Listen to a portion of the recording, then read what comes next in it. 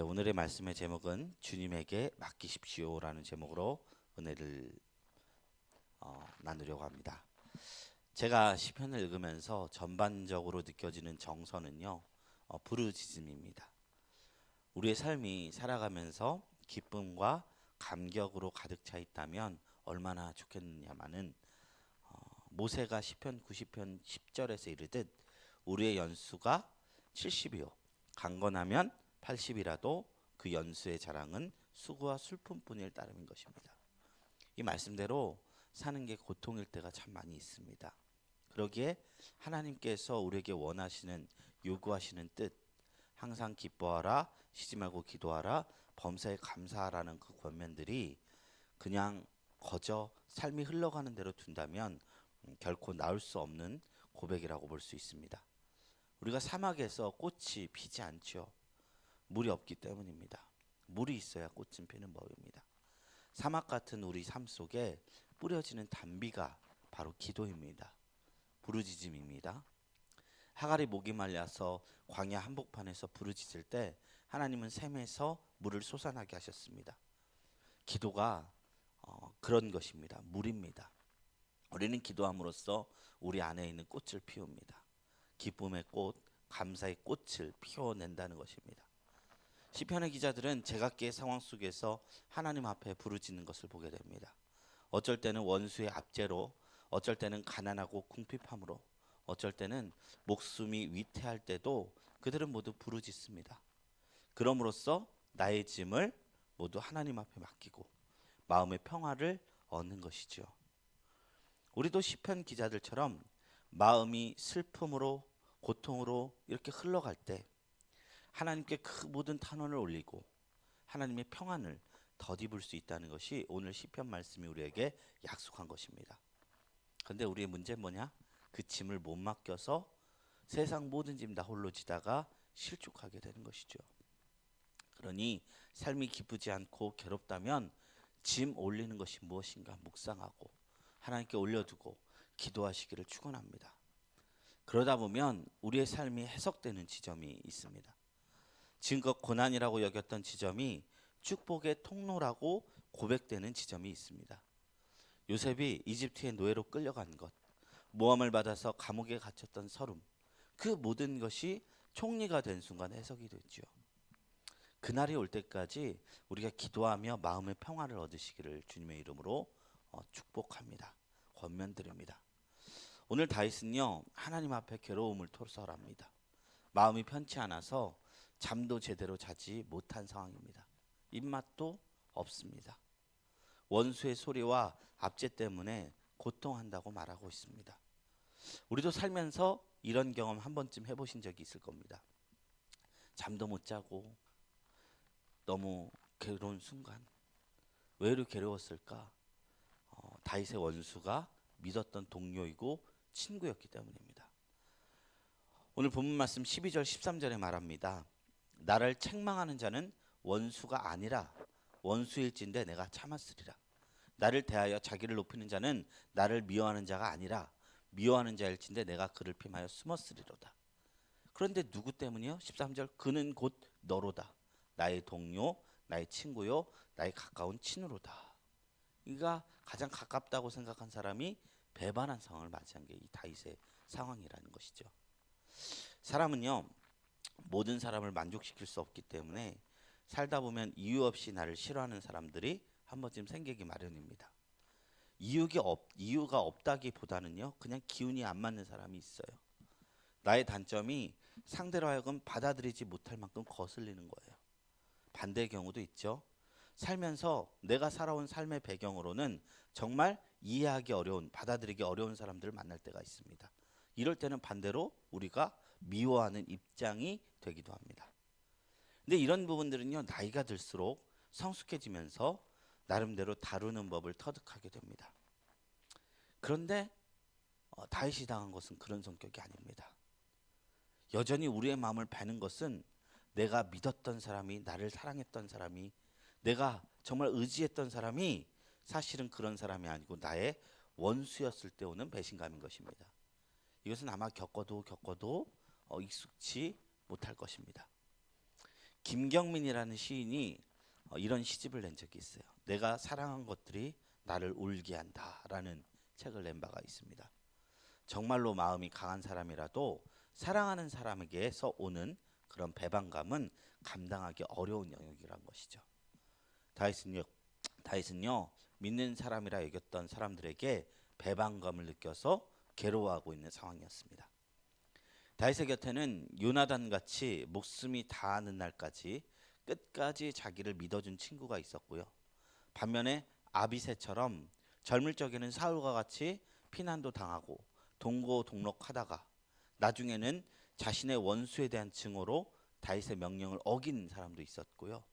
더 나아가 다윗이 왕이 되었을 때는 옆에서 충성하는 척하다가 나중에 압살롬의 반역이 일어나자 재빨리 등에 칼을 꼽는 아히도벨 같은 인물들도 있었습니다. 심지어 이 압살롬은 다윗이 가장 신뢰했던 아들이었어요. 네가 왜 나한테 그런 일을 했었느냐, 그런 서운한 말을 단 한 번도 하지 않게 했던 아들이 이 압살롬이었다는 거예요. 그런데 그 모든 사람들이 자기를 배반하며 일어섭니다. 그때마다 마음속에 깊은 괴로움이 솟아납니다. 이 아픔이 얼마나 컸던지 그는 4절 이하에 이렇게 고백하는 장면이 나옵니다. 4절에 내 마음이 내 속에서 심히 아파하며 사망의 위험이 내게 이르렀도다. 두려움과 떨림이 내게 이르고 공포가 나를 덮었도다. 나는 말하기를 만일 내게 비둘기같이 날개가 있다면 날아가서 편히 쉬리로다. 내가 멀리 날아가서 광야에 머무리로다. 내가 나의 피난처로 속히 가서 폭풍과 광풍을 피하리라 하였도다. 이 4절에 심히 아프다라고 해석된 그 원어의 의미는요, 꼬다와 빙빙 돌리다 이런 의미예요. 그 안에서 내장이 막 빙빙 꼬이는 거예요. 내장이 다 뒤틀리는 듯 심히 괴로운 상태를 일컫는 거예요. 그 괴로움 속에서 다윗은 날개가 있다면 광야에 머무르고 싶다는 고백을 합니다. 우리 텔레비 프로그램 중에 자연인이라는 프로그램 아시죠? 그 프로그램 사람들 보면 참 많은 중장년들이 애청하는 프로그램이라고 합니다. 직장 생활에 고단하고 사회생활에 이제 이리저리 치인 사람들이 그 프로그램 보면서 힐링한대요. 그런데 만약 그 힐링하는 분들의 대부분 많은 사람들 실제로 산속에다 이렇게 내려놓으면 며칠도 못 버티고 나올 사람이 태반이랍니다. 마트가 없죠. 그러니 음식 장만하는 것부터 막막하죠. 병원도 없습니다. 모든 것이 어려워집니다. 그런데도 사람들이 자연 속에 들어가 있는 사람들 보며 마음 한켠에 부러워하고 있다는 거예요. 그 이유는 뭐죠? 지금 사회에서 살아간다는 것이 정말로 힘들다는 거죠. 우리도 힘이 들면 그런 생각을 하잖아요. 다윗도요, 너무 괴로운 나머지 차라리 궁중으로, 지금 있는 궁중이 아니라 광야로 가고 싶다는 고백을 합니다. 광야. 그러나 이것을 그저 한탄이 아니라 하나님께 올리는 기도로 올립니다. 우리도 어려움이 찾아올 때, 고통이 찾아올 때 그냥 극복하겠다, 이겨내겠다 이런 각오를 올려드리기에 앞서 우리의 있는 모습 그대로 하나님 앞에 올려드리는 것도 필요합니다. 주님, 너무 괴롭습니다. 너무 어렵습니다. 다 떠나고 싶습니다. 실제로 지금 다윗은 자기 마음의 짐을 하나님께 올리고 있는 거예요. 그러면 하나님은 그것을 예배로 받으신다는 거죠. 외면치 않으시고 예배로 받으십니다. 시편 34편 18절에 이릅니다. 여호와는 마음이 상한 자에게 가까이 하시고 중심에 통회하는 자를 구원하시는도다. 시편 51편 17장에요. 하나님의 구하시는 제사는 상한 심령이라. 하나님이여 상하고 통회하는 마음을 주께서 멸시치 아니하시리이다. 우리가 이 고통스러운 상황 속에서도 하나님 앞에 나아갈 때 하나님께서는 우리의 무너지는 마음을 붙드시고 구원하실 분이십니다. 다윗은 이 아픔 속에 눈을 들어 하나님을 본 이유는 그 하나님의 구원하신 분이라는 것을 확실히 알았기 때문입니다. 계속해서 16절부터 18절 말씀 봅니다. 나는 하나님께 부르짖으리니 여호와께서 나를 구원하시리로다. 저녁과 아침과 정오에 내가 금식하여 근심하여 탄식하리니 여호와께서 내 소리를 들으시리로다. 나를 대적하는 자 많더니 나를 치는 전쟁에서 그가 내 생명을 구원하사 평안하게 하셨도다. 다윗은요, 구원하셨던 하나님을 다시금 되뇌이고 있습니다. 묵상하고 있습니다. 내가 어떻게 살아왔지? 내가 사울 왕의 그 압박에서 어떻게 구원을 얻었지? 이 삶에 찾아온 수많은 위기들 내가 어떻게 뚫고 갔지? 다 하나님의 구원하심이었구나. 그러면서 자기 자신을 점검하고 신앙에 깊어지는 것을 발견하는 것이죠. 우리가 고난을 통해서 얻을 수 있는 유익은요, 하나님을 돌아볼 수 있게 된다는 거예요. 신앙심은 거저 깊어지는 것이 아닙니다. 교회를 반복적으로 나온다고 해서 그냥 무조건적으로 저절로 되는 것이 아닙니다. 오히려요, 우리가 익숙한 것만을 반복하면 한계에 다다르게 돼요. 벽이 생기고 나쁜 버릇이 생기게 됩니다. 우리 악기를 칠 때 쿠세라는 말이 있어요. 쿠세. 이거 일본어인데 이게 무슨 뜻이냐면 나쁜 버릇이에요.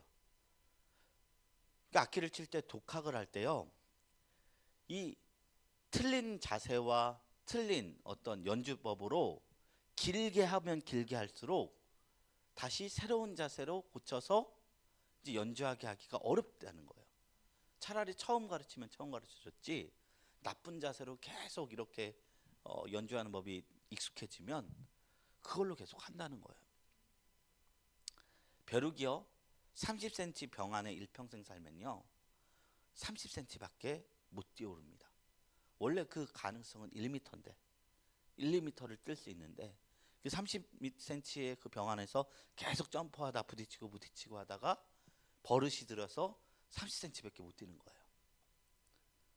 그래서 공부할 때도 비슷한 수준의 책을 100권을 읽는 것보다 내가 익숙하게 읽지 못하는 깊은 책들, 전공 서적들을 깊게 읽는 것이 더 깊은 수준으로 가는 비결입니다. 때로 고난은요, 우리가 평소라면 생각지도 못한 하나님에 대한 깊은 인식과 지평을 넓혀주는 역할을 합니다. 그러면서 깊어지는 거예요. 우리가 그냥 지나쳤던 모든 일들이 결국에는 하나님이 하시지 않으면 받을 수 없었던 것이구나. 고난의 순간에 우리는 하나님을 더 짙게 만날 수 있구나. 다윗은 그것을 알았기에 주님을 향해 눈을 듭니다. 광야를 읊조린다는 것은요, 광야 한복판에서 이스라엘 백성들이 매일 내리는 만나를 우리가 생각해 보게 합니다. 이 만나를 통해서 우리 인생이 하나님 손안에 있음을, 하나님이 도우시면 광야에서도 살 수 있음을 다윗은 되뇌인 것입니다. 우리도 고난 가운데 하나님을 바라본다면 우리가 귀로 듣던 하나님을 눈으로 볼 수 있게 됩니다. 정보에 그쳤던 지식이 체험에 되는 역사를 만나게 됩니다. 다윗은 고난 때에 하나님을 묵상합니다. 이러한 모습을 보며 우리 또한 어떤 상황일지라도 신앙이 주는 위로와 힘, 하나님에 대한 발견을 이루시기를 축원합니다. 우리 22절 말씀을 볼게요. 22절 다 같이 읽습니다. 내 짐을 여호와께 맡기라. 그가 너를 붙드시고 의인의 요동함을 영원히 허락하지 아니하시리로다. 오늘 시는 제목을 보시면 맞쓰기래요. 맞쓰길. 맞쓰길은 교훈, 지혜라는 뜻이죠. 다윗이 말하고자 했던 지혜가 이 말씀입니다. 여호와께 맡기라. 다윗은 자신의 고통스러운 경험을 통해서 가르치고 싶어하는 교훈이 있었습니다. 우리의 요동함이 영원하지 않다는 진리입니다. 여호와 하나님은 우리를 붙들고 계시기 때문에 언젠가 제자리로 돌아온다는 진리입니다. 우리가 롤러코스터나 번지점프 같이 무서운, 목숨이 자칫 위험할 수 있는 그런 체험도 우리가 놀이기구라고 부를 수 있는 이유가 안전장치가 있기 때문이죠. 여호와 하나님이 우리를 붙드시고 계시기 때문에 우리는 언제나 안전할 수 있습니다. 그러니 이 진리 앞에 우리가 할 수 있는 건 맡김입니다. 우리의 근심도, 걱정도, 죄악도, 연약함도 다 주님 앞에 맡기면 주님은 그것을 통해 우리에게 평강의 옷으로 덧입혀 주십니다. 폭풍이 부는 바닷속에 어미의 품 안에 있는 새끼 새들이 안전하듯 우리가 주님을 의지할 때 우리는 평안함을 입게 될 것입니다. 이 평안함이 예배를 드리는 저와 여러분들에게 넘치시기를 축원합니다. 이제 말씀을 맺습니다. 배신감에 장이 뒤틀리듯 고통받는 다윗이 하나님 앞에서 위로를 받았습니다. 위로받는 것은 성도의 특권입니다. 하나님을 향한 부르짖음은 그저 말할 곳이 없어서 이 대나무 숲에서 임금 능기는 당나귀 귀 이렇게 외치는 허무한 탄식에 그치는 것이 아닙니다. 우리의 믿음의 실제를 만드는 힘입니다. 우리 하나님이 주시는 그 큰 위로 가운데 늘 승리하게 되시기를 주님의 이름으로 축원합니다. 우리 이 시간 말씀을 생각하시고 잠시 1, 2분간 통성으로 기도합니다. 하나님, 이 시간 우리의 삶의 모든 문제들 또한 어려움들, 우리 삶의 계획들 다 주님의 십자가 앞에 내려놓고 주님 앞에 맡겨드립니다. 하나님께서 우리의 안전장치가 되어주셔서 요동하는 우리의 심령을 붙잡아 주시고 주님의 그 전능하심으로 우리의 삶이 날아오를 수 있도록 붙잡아 주시옵소서. 우리 다 같이 이것을 위해서 1, 2분간 통성으로 기도하며 나갑니다. 걸어가신 하나님 아버지 감사합니다. 오늘도 귀한